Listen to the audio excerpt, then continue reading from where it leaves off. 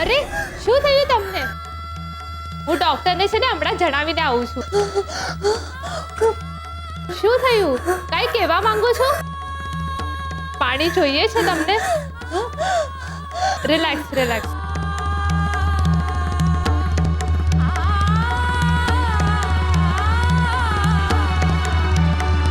હું હમણાં જઈને આવું છું. હા, રિલેક્સ.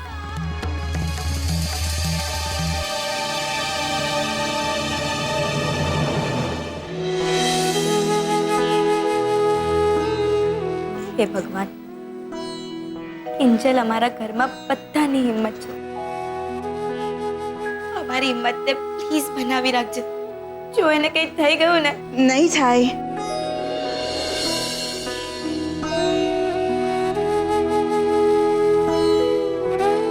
કિંજલને કંઈ જ નહીં થાય. અને શું કામ કિંજલને કંઈ થાય? હા, હમણાં દોડવા માંડશે, જોજે. વાર પણ નહીં લાગે. હજી તો ચાની નવી દુકાન ઊભી કરવાની છે. મોટા ભાઈનું કેફેનું સપનું સાકાર કરવાનું છે. આમ ખાટલે પડે પડે બધું થોડું થઈ જશે. કંઈ નહીં થાય. તું ચિંતા નહીં કર, બધું સારું થઈ જશે. ચાલ જો, તું ખાઈ લે. હું તારા માટે નાસ્તો બનાવીને લાવી છું. ના કાકી, મને ભૂખ જ નથી લાગતી. આ તો સેજલ દીદીએ મને રોકી દીધી. નહીં તો મારું કિંજલને મળવાનું, એને જોવાનું બહુ જ મન છે. બેટા, મન તો મારું ઘણું થાય છે મળવાનું. પણ તું તો જાણે છે ને તારા બા અને કાકાને, એટલે નાસ્તાના બહાને ખાસ પૂછવા આવી છું. કિંજલના કઈ ખબર? ના, ઓપરેશનની વાતો તો ચાલતી હતી, પણ એક્સિડન્ટ થઈ ગયો કે કોઈએ કરાવ્યો એ ખબર નથી પડી રહી. એટલે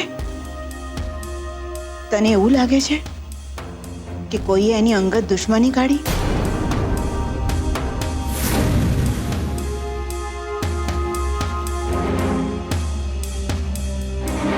ક્યાંક તારો ઈશારો રાહુલ તરફ તો નથી ને?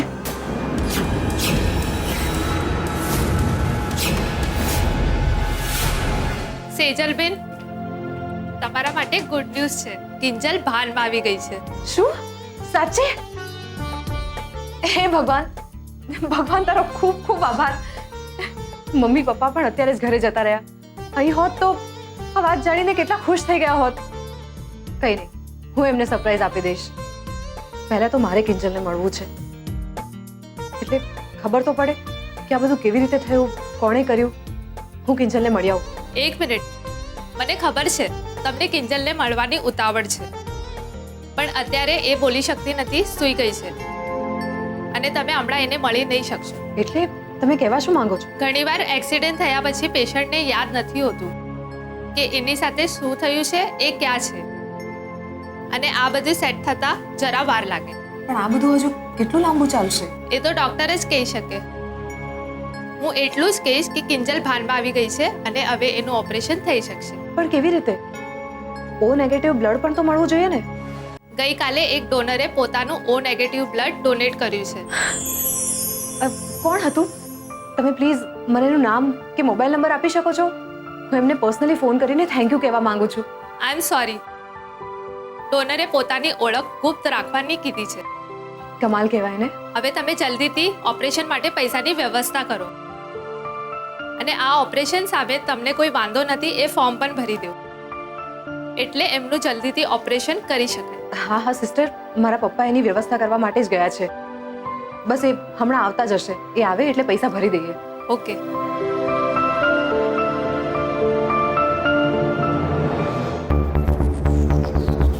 નમસ્તે. કિંજલબેન ભાનમાં આવી ગયા? શું હું એમને કેટલાક સવાલો પૂછી શકું છું? એકચ્યુઅલી ઇન્સ્પેક્ટર, કિંજલ ભાનમાં તો આવી ગઈ છે, પણ સિસ્ટરના જણાવ્યા પ્રમાણે એ કાંઈ બોલી નથી શકતી. મને ઊંડે ઊંડે એવું લાગી રહ્યું છે કિંજલબેનનું અકસ્માત સહેજ નહોતું. આ મારું અંગત માનવું છે, અને સત્ય સાથે કોઈ સંબંધ નથી. તમને કોઈ ઉપર શંકા હોય તો તમે અમને જણાવી શકો છો. અમે અત્યારે કિંજલની તબિયત અને કિંજલના ઓપરેશન પાછળ જ લાગ્યા છીએ. એટલે મને નથી લાગતું કે અમારામાંથી કોઈની પણ એવી માનસિક પરિસ્થિતિ હોય કે તમારા સવાલોના જવાબ આપી શકીએ. એકવાર કિંજલને બોલતી થઈ જવા દો, અમે તમને સામેથી જણાવીશું. સારું, તો જણાવજો એવું. બાકી અમે અમારી તરફની પૂછપરછ કરતા રહીશું. Thank you inspector.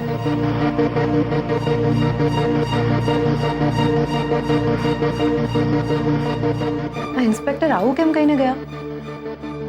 કિંજલનો એક્સિડન્ટ કરાવવામાં કોને રસ હોય?